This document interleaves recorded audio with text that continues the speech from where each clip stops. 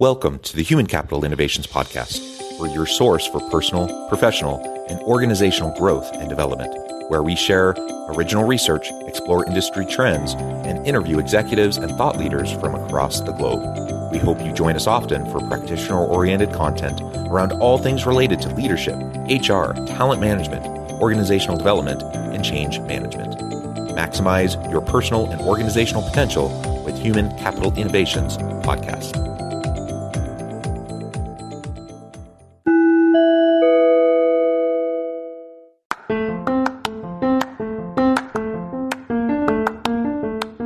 If you enjoy the Human Capital Innovations Podcast, enjoy ad-free listening by going to the Patreon page, and please consider contributing even at the producer or sponsorship level. And please leave a review. Thank you for your support.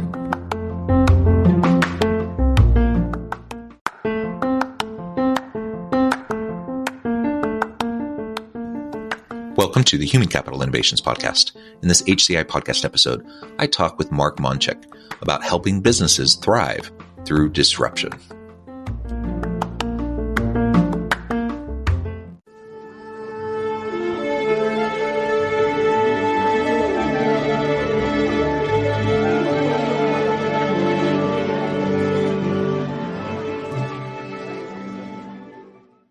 Mark Moncheck, welcome to the Human Capital Innovations Podcast. Thank you, John. So appreciative to be here.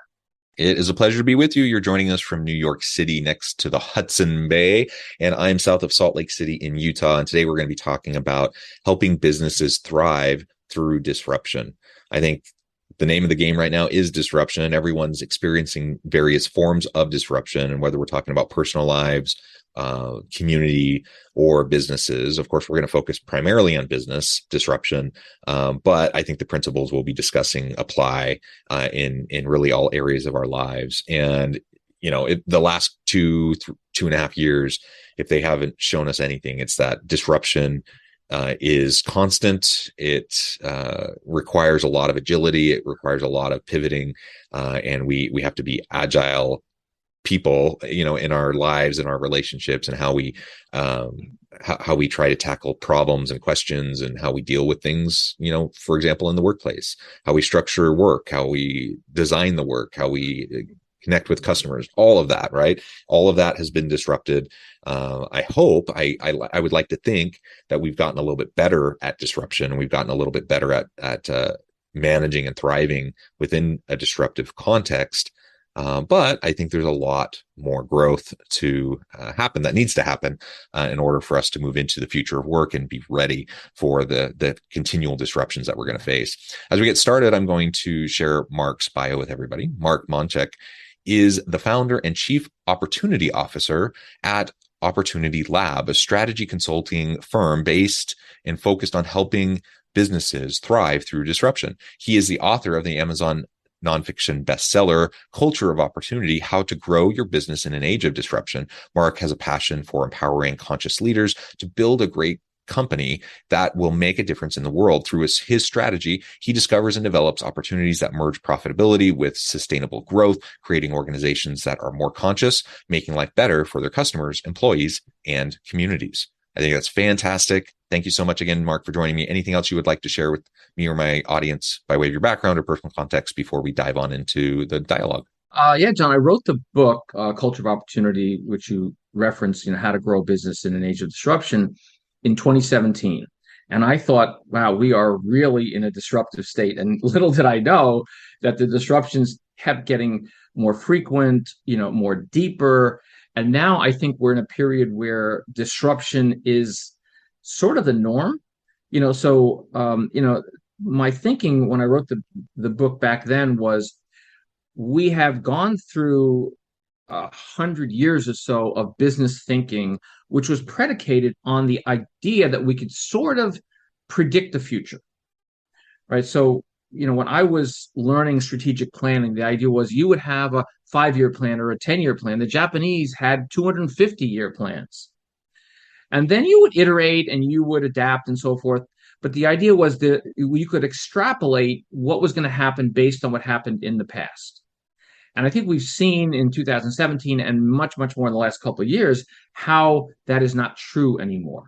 So the reason we call the book and we call our program Culture of Opportunity is we believe that today, for a company to be resilient and truly to be able to thrive through any disruption, you actually have to have a culture that can see what's happening in the moment, can understand the risks, the opportunities, the resources, and continually evolve with an understanding of what your customers need, what your employees need, and what the stakeholders that connect your company need. So it's a very exciting time, and it's also a very troubling time because, yes, to your point, yes, there are people and companies are getting a lot better at it, and then there are those who are not, right? So I think there's going to be even more of a divide between the companies that succeed and those who fail. Yeah, I think you're right. It's really interesting to see the divide growing because people have been leaning into it, learning, growing, developing their capabilities around disruption and futures thinking and adaptability. But others have been retrenching, trying to like pretend like the last couple of years haven't happened and trying to go back to like the good old days of how work used to be. And like, let's just kind of force everyone back into that old model. And it's so fascinating to watch that happen in real time. And to, I have my predictions of what that's going to mean for those organizations that are doubling down and trying to retrench and go backwards. I think I know what's going to happen to them, but like you said, we don't know the future. Nobody knows the future. We don't have a crystal ball. And so the best we can do is look at the trends, try to extrapolate from them, also recognizing that there's just so much that's going to happen that we can't even possibly conceive of yet, regardless of whatever the past track record has shown us. So we just have to build a learning environment, a learning culture, one that fosters innovation, so we can deal with the disruptions as they occur, and hopefully be as proactive as possible in dealing with that kind of a disruptive environment. Yeah, John, I think the key now that I'm seeing in our clients and in the companies that we deal with is the whole idea of what I'll call consciousness, which I know is a broad, sometimes ill-defined word. But if you think about the results that a company gets is really the result of the consciousness by which the owners and the leaders decide what to do, right? What to prioritize, who to hire, which customers to serve, and all of that. And so we've seen how strategy, leadership, and culture, which are the three areas that we work in, has not necessarily dealt with what is the consciousness behind what we're trying to do. So I'm sure you've heard many times this quote from Albert Einstein, or some people attribute it to some other folks, is, you can't solve a problem from the same level of consciousness by which it was created. So now I think companies that are really, truly going to be thriving are going to be stepping back and saying, okay, what do we really feel about our employees? What do we really, truly feel about our customers? What do we really, truly feel about our suppliers and our vendors and our investors and so forth? And I think Gen Z, millennial generations, and also other countries around the world are really looking for true caring, true authenticity, true integrity, not just some of the things that we've been kind of faking over the years. And so I think the Gen Z in particular are driving a much more authentic, much more purposeful business that they want to invest in, that they want to work for, that they want to buy from.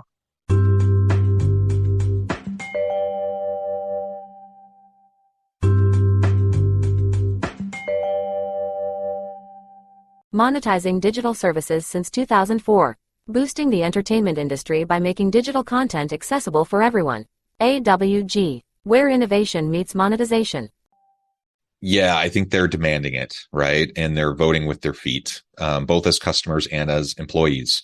And that's why we see the Great Resignation happening, quiet quitting, whatever way you want to frame it. People have reevaluated, and particularly younger people, they have different priorities, they have different expectations, and they're demanding, companies have a social mission, that they're transparent, that they are actually making a positive difference in the world. And this segment of the labor force is insisting on having work designed in such a way that they have flexibility and they have an opportunity to make a meaningful contribution.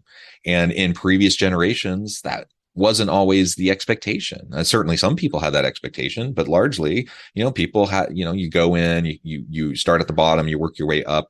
Many people had the mindset that you could, spend a good chunk of your career just developing yourself, building your network, growing into your capacities, and then, you'll have those opportunities later on.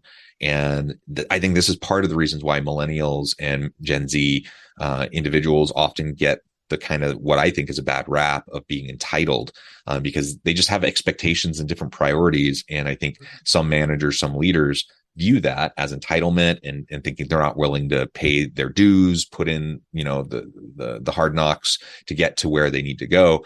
There may be some truth to the entitlement kind of perspective, but I think largely it's just change in perspective. It's change in attitudes. It's a difference in priorities.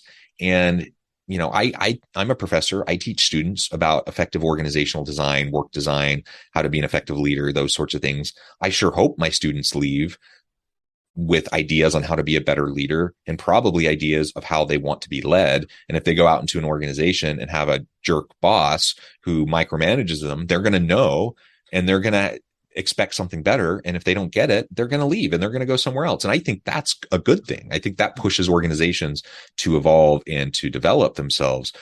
So it's super fascinating as we think about the differences.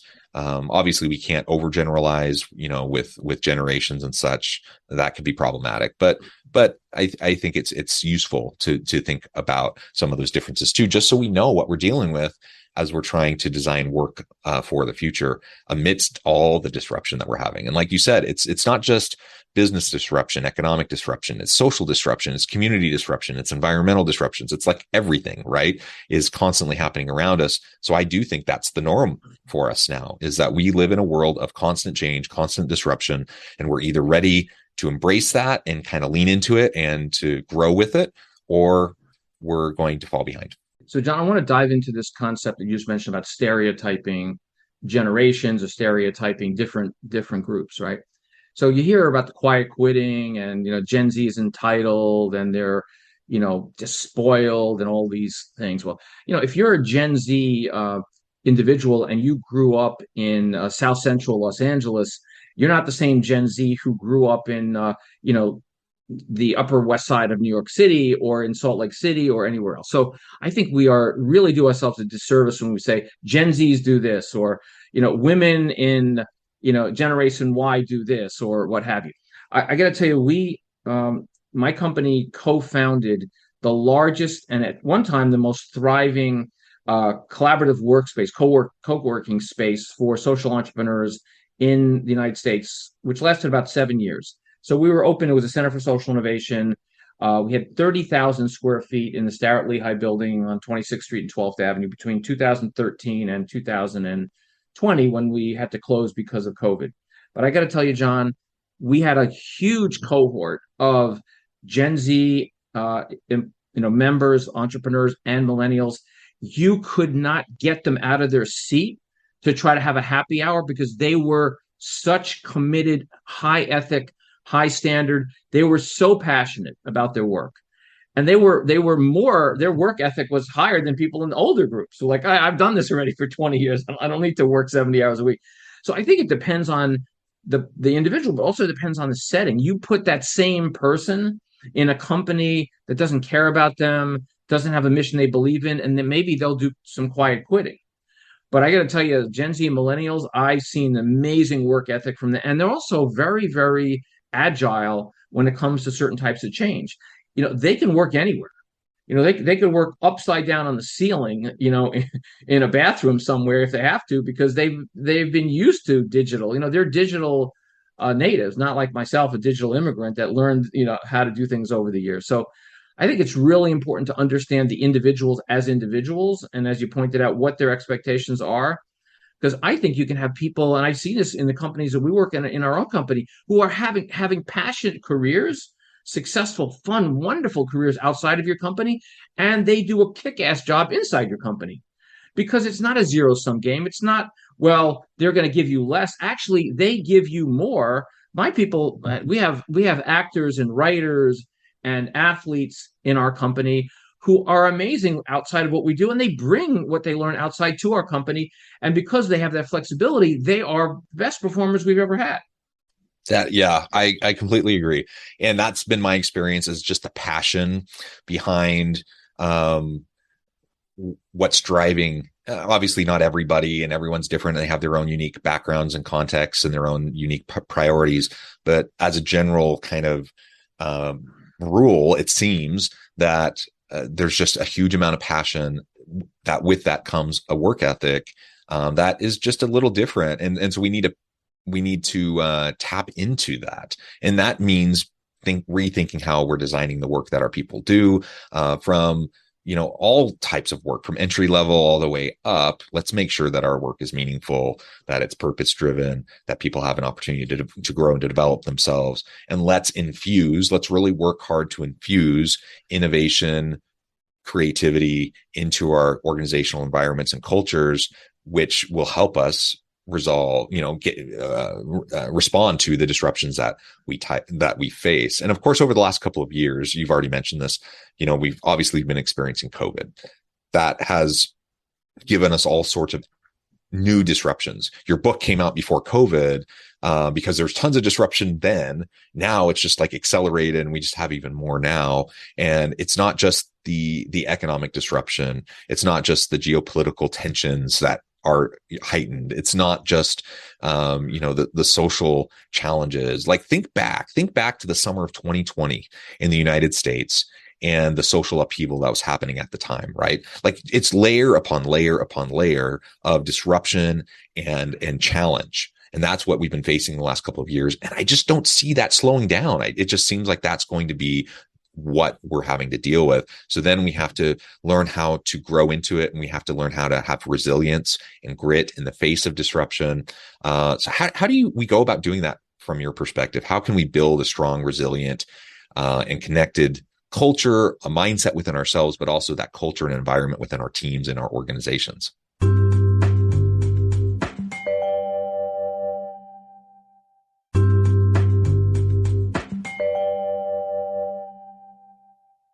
John, that's a question we could spend 12 podcasts on. That I'm going to try to give you my best coherent, concise answer, and then we'll have a dialogue about it.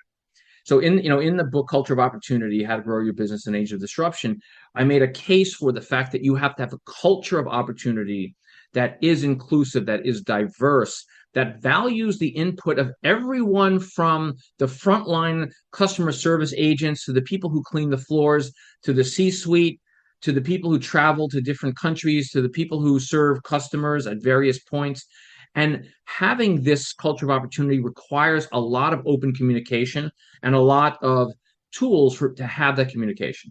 So at the very beginning of COVID, in early April of 2020, we started a program called ShareLab. And ShareLab is a unique combination of a focus group, town hall, and group coaching session, where we go into companies and teach their human resources staff, or their OD staff, or it could be any manager, to run these meetings, which typically are half an hour to an hour. We started with 3 questions at the beginning. Question number 1 is, where are you calling from? Because people who work next to each other at a desk, this 5 days a week for 10 years, they didn't necessarily know where that person lived in their private life, right? So where are you calling from? What is inspiring you, and what is troubling you? Those 3 questions, in a safe space, confidential, anonymous, brought out a whole amazing conversation, which made people feel heard, cared about, and connected. And those questions would evolve, and we would get amazing insights about customers, amazing insights about what employees were not getting when they were in the virtual world, what they needed to get when they came back in the hybrid world. So we train managers and leaders and HR departments to actually develop these ShareLab programs, which creates an incredibly vibrant culture. And it helps your strategy, because you have a way to understand what's happening in this larger world, not just the C-suite of very, very small number of people who have a very limited understanding of what's happening in their company. Yeah, I think that's absolutely right. And you've talked about conscious leadership as being a foundational approach to all of this around disruption, around creating that kind of a culture and an environment, and maybe unpack a little bit more for us as we get close to wrapping things up. Because I think that might be the core foundational piece here as we start to think about how we can start to do this today. Like, what can we start doing right now as leaders to start making a dent and making a positive movement in the direction towards leaning into disruption? How can being a conscious leader help us to accomplish that? Well, let me quickly define what we talk about. What is consciousness? What is a conscious leader? So to me, consciousness is a combination of the awareness that you have of your emotions, of your thoughts, and most importantly, of your beliefs.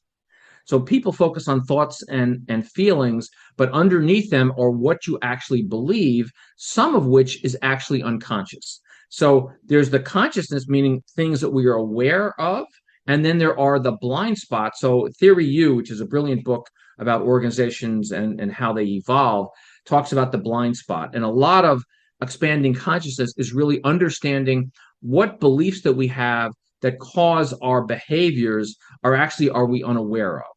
So we have a whole set of assessments that we use: conscious leader assessment, organizational assessment. We use the Enneagram sometimes to help leaders and entrepreneurs understand what they actually believe and how do those beliefs impact the results that they get, the people that they work with, and so forth. So in my book, there's a chapter called Principles for Conscious Leaders. So we talk about the importance of the greater good and understanding that your job as a leader is not just to get the financial results, but there's a greater good which looks at your employees, your customers, your stakeholders. There's also another principle which we call the quiet mind of the conscious leader, and that's really having time every day. Ken Wimberly talked about the importance of starting your day with intention. He talked about the importance of exercise, in one of your recent episodes, which was phenomenal. I really, really appreciate that. So it's important to have a practice of starting your day, taking time in the middle of the day, and then ending the day. So whether it's meditation, whether it's some form of movement, it doesn't necessarily have to be going to the gym. Going out in nature is one of the kind of the key principles. But really getting to the silence in your mind, which is where the wisdom often happens and where the blind spots are actually, emerge. So, guys, you're welcome to reach out to me if you have some questions about it. We also have a community we developed called Opportunity Community, which meets every month, once a month, and we explore this topic. The next month, it's called Conscious Growth Through Expanding Consciousness. Business growth through expanding consciousness. So being a part of our community is also a way you can connect to other leaders who are having similar challenges and have also similar resources. I love it, Mark. Thank you so much. Again, just one last time, if you can share with listeners how they can connect with you so they can get involved in that event and other offerings that you might have. What's the best way for them to get connected with you? And then what's your final word on the topic for today? Well, the simplest way is go to our website, opplab.com, opplab.com. You can sign up for our newsletter. You can sign up for our Opportunity Community event. You can connect with us directly. You can take a free assessment. There's a lot of resources. Your podcast will be on there once we get that published. So the final word I have is really go inside to understand who you truly are and what is your purpose here in the world. Everybody has a purpose, why we're here, what we need to do. The more clear we are on that purpose, the better we're able to be better people, create better leaders, create better companies. Well said. Thank you, Mark. It's been a pleasure. I encourage my audience to reach out, get connected, find out more about what Mark and his team can do for you. And as always, I hope everyone can stay healthy and safe, that you can find meaning and purpose at work each and every day. And I hope you all have a great week. Do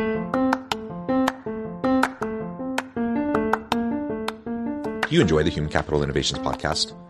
Enjoy ad-free listening by going to the Patreon page, and please consider contributing even at the producer or sponsorship level. And please leave a review. Thank you for your support.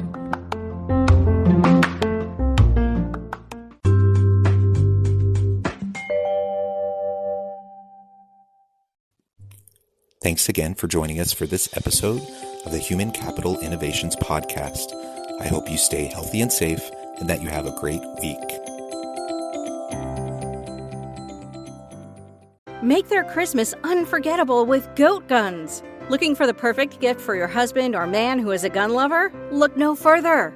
Goat guns are the greatest gift of all time miniature gun models. They are the perfect blend of quality and detail. From pistols to rifles, there's a goat gun for every collector, history buff, or gamer. Whether for display or for a fun collecting hobby, goat guns will bring joy and excitement to him. Surprise your loved ones this Christmas with a goat gun, the ultimate gift that won't disappoint. Shop at goatguns.com.